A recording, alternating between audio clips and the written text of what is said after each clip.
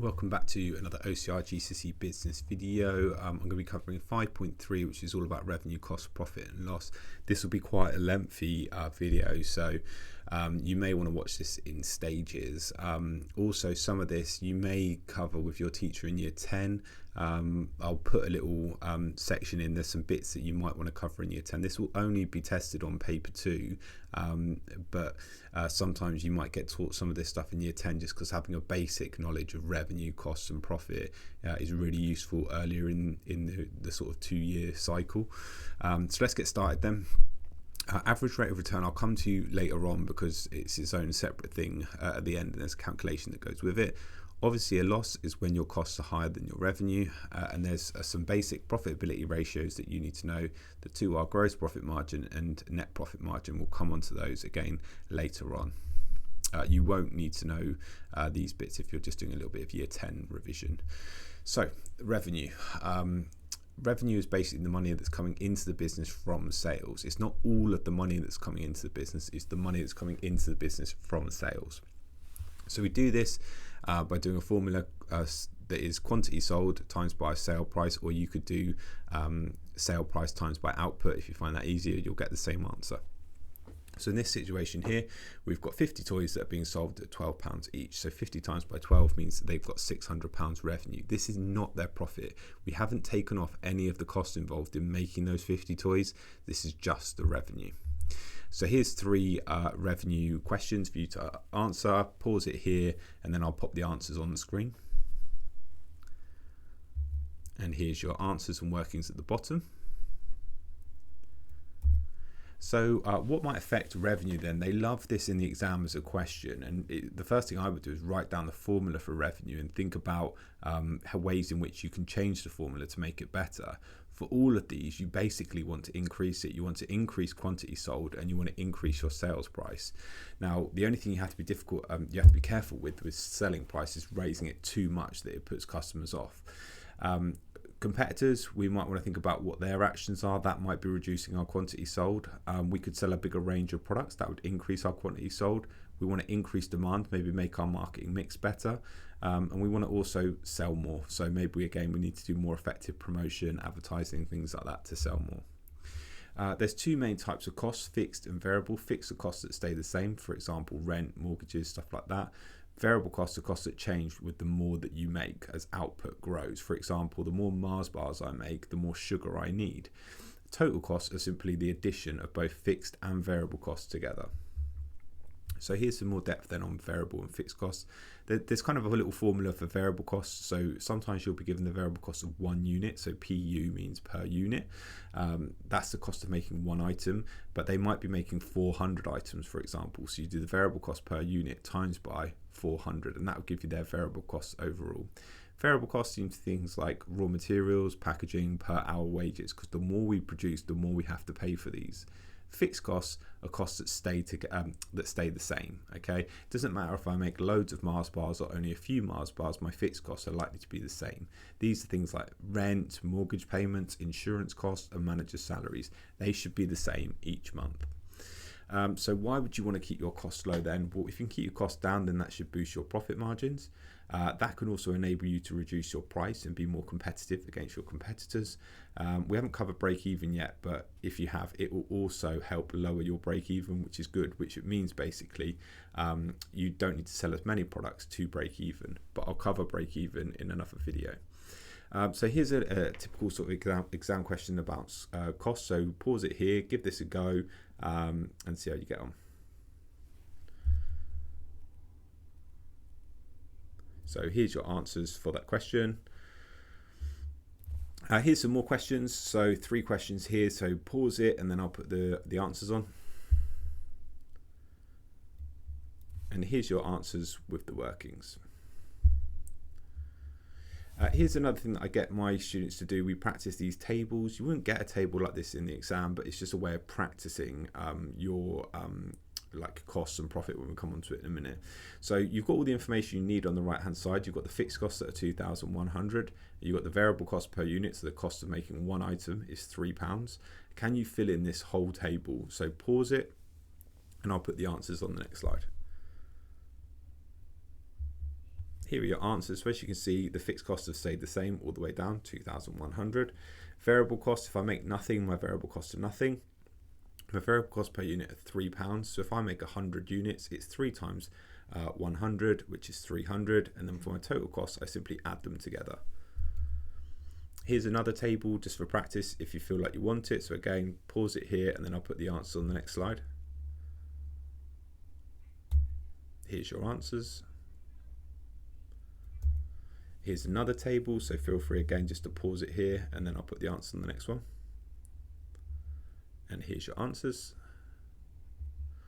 Okay, we move on now to gross and net profit. So differences with gross and net profit, obviously 2 different formulas. Gross profit is revenue take away cost of sales. Cost of sales is basically the same as variable costs. And then net profit, we calculate gross profit first, and then we take away the cost of running the business. The cost of running the business are usually the same as fixed costs. You can also do net profit by doing revenue take away total costs, and it should give you the same answer. Okay, so here's an example of gross profit. So we find out the revenue, we take away the cost of sales, 2,000, take away 1,500 means my cost of sales is £500, or my variable cost of £500. Here's 3 questions, calculate gross profit for each, and I'll show you the workings and the answers on the next slide. Here's the answers for those questions. If it's in brackets, it just means it's a negative, but you don't need to do that in the exam, just put a negative sign. Here's net profit. So this is gross profit, take away the cost of running the business, or like I said, you can do revenue, take away total costs. So in this situation here, the revenue was 5,000. The total costs altogether were 5,500. 5,000, take away 5,500 is negative £500.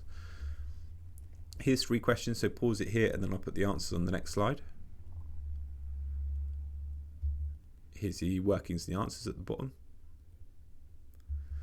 Again, this is a longer practice table, so you can practice everything you've learnt so far. So pause it here, print this off, or just draw the table out, fill it in, and then I'll put the answer on the next slide. SP is sale price, so sale price is 14. Cost of sales per unit is £5, so that means that the cost of making one item is £5. And then the cost of running the business is a fixed cost, which is 2,000. Okay, here's your answers. Again, anything in brackets is a negative, but you can just put a negative sign, it's fine. Here's another recap type question. So this is more of a sort of exam style one where there's a situation going on. So calculate the gross profit for 1 week and calculate her net profit for 1 week. So pause it if you haven't already, and I'll put the answers on in just a sec. And here's your workings for the answers. So why is profit important then? So you can use it as a comparison to your competitors or previous years. So you can compare yourself against similar businesses or how you've been doing recently. You also know that you can pay dividends if you're making a profit. If you're not making a profit, you can't pay out dividends.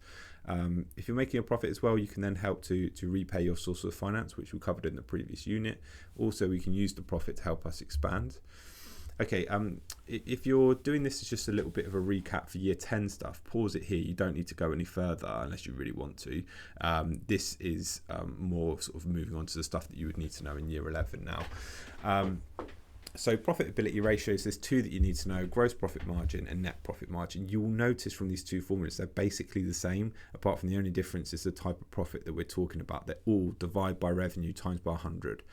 So gross profit margin is gross profit divided by revenue times by 100. Net profit margin is net profit divided by revenue times by 100. So let's start with gross profit margin then. So in this example, we've got gross profit of 25,000, their revenue 60,000, 25,000 divided by 60,000 times by 100 is 41.67. So that means basically 42p for every pound that is spent in this store is going to be gross profit. All businesses want to increase their gross profit and their net profit. So there's 3 questions to do here. Pause it, and then I'll go through the answers on the next slide. Here's your answers and all your workings, so feel free to pause it here and just check you've got the right answers. Move on now to net profit, same premise, we just do net profit divided by revenue times by 100. Same exact example below, just do 12,000 divided by 20,000 times by 100, and our net profit is 60%. That means for every £1 that's spent in this store, 60% of it is net profit, which is a really strong percentage. You've got 3 questions to do here, so pause it and then I'll put the answers with workings on the next slide. Here's your answers and workings. So pause it, make sure everything went well. Okay, so revenue and decision making. You will need to think about your sale price and your revenue and make decisions as to which sale price is correct for you. So I've given you an example down the bottom. It says a manufacturer sells 2,000 toasters a year at £25. That means there's a revenue of £30. They're considering raising the sale price to £30. But as you can see here, or positively, I guess, if they increase their price to £30, some people have stopped buying it. It's gone from 2,000 down to 1,800. So you do 1,800 times by 30, which actually means their revenue is now £54,000. So that's an improvement. So even though they're selling 200 less toasters, by increasing their price, they're now going to make more revenue. They've also got a choice to reduce the price of their toasters down to £20, and that actually leads to 100 people now buying, 100 more people buying their toasters. But actually, as all the other people are paying a lower price for their toasters, that's had an impact on their revenue, which has gone down. So if I was to advise this business out of those three options, £25, £30 or £20, I would actually advise them to go for a more expensive price and sell it at £30, because that's going to generate the most revenue. They like asking this in the exam. So have a pause here and look at these two businesses and make a decision for each business. What sale price should they charge? So for business A, should they be charging £12, £14 or £16? And then for business B, should they be charging £25, £30 or £35 for their item they're selling? You want to choose the one that's going to generate the most revenue. So pause it here and then I'll show you my decision in a sec. Okay, so business A, the one that would generate the most revenue was actually £12, so the lower price, so that's the price they should choose.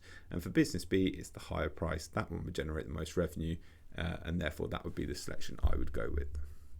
So factors that can affect revenue due to price changes, number of competitors. Obviously, if you put your prices up too high and you're in a competitive market, people will just go to the competitors. Also, what are your competitors doing? If they're pushing their prices down, you can't suddenly start pushing your prices up. And also the start price of your product. If you start with a really, really cheap price, you can't a few weeks later just start selling it for 50, 60, 70% more. You can only do incremental increases in price, otherwise it will put customers off.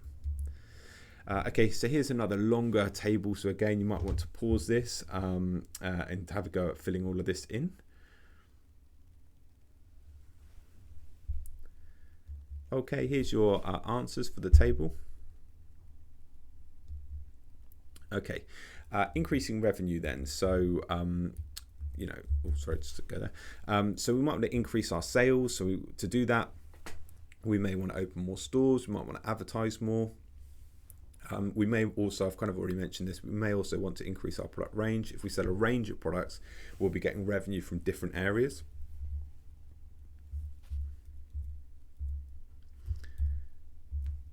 Okay, up next is cost and making decisions. So you may decide to move to a different location, but you've got to bear in mind that that may change your fixed costs, and therefore a business would have to sell more products to make a profit and break even. Variable costs may also increase, and a business might decide to increase prices. We've seen a lot of that recently in the news, with costs going up and therefore prices of goods going up for people. You might want to change your supplier, try and find a cheaper supplier, or you might want to negotiate with your supplier to try and bring your costs down. Okay, if we make a large profit, what would we do with it? We might buy some new equipment, some new buildings. We could take over another business. We may increase our dividends to our shareholders. We could start developing new products or services. If our profits fall, or we start making a loss, we may decide to postpone any new spending we were going to spend money on. We could reduce dividends, and we may also want to reduce investment. Okay, so average rate of return is a formula that you need to get your head around. It's probably the most difficult formula across the 2-year GCSE, but it's going to show us basically what is the percentage return on our investment. So there's a sort of simplistic example there that if you put £100 in a bank account and you earn 2% interest on it, your rate of return is 2%. But let's get into it as a calculation, because then it will start making a bit more sense. This is the formula for average rate of return. So sometimes in the exam, they may just give you the information. It's a case of plugging it into this formula and getting the answer, but sometimes you've got to work a bit harder for it. So it's average annual profit divided by the initial cost times by 100. So this is a really nice example here to practice. So you may want to pause this and just go go through step by step, nice and slow with me. So we've got there's a fashion retailer. They're going to open 5 new stores in the next year. It's going to cost them £1 million, so 200,000 per store, I guess. Each year, these new stores are going to contribute in year 1 100,000, in year 2 250, and so on and so forth. And it says, what is the ARR for the 5 new stores? So there's some different steps that we need to go through. So the different steps, first of all, we have to add. So we have to add up all of the potential incomes over the next however many years there are. So there's 5 years here with all different incomes. So I add them all together and I get 1,750,000. The next step is to take away. So I need to then take off the initial cost, which was £1 million, which is in the top right hand corner. 1,750,000 take away $1 million is obviously 750,000. Now remember, in the formula I had to calculate the average annual amount. Okay, so at this point I divide it by the number of years. This is over 5 years, so I divide it by 5, and that will get me £150,000. That is my average annual return. So now it's a case of just putting that information into the formula. So I now divide it by the initial cost and times by 100. The initial cost was $1 million and I times it by 100. And in this situation, my ARR is 15%. That means this decision is going to return to the business 15% each year. So yeah, the steps are add, take away, divide, divide. So I've got 3 practice ones for you to do here. So pause it and then have a go at calculating the ARR for these 3 different types, and I'll put the workings and the answers on the next page. Here's your workings and your answer. Feel free to pause it here and check. Here's 3 more for you to do. So again, pause it, have a go at these, and then I'll put the answers on. Here's the workings and the answers. Again, feel free to pause it here and check against your answers. There are 2 more to do that again have been written in a bit more of an exam style. So again, pause it here, have a go at calculating ARR for both of these, and I will put my workings on the next slide. And here's my workings and the answers for the final one. That's the end of 5.3. Thanks very much.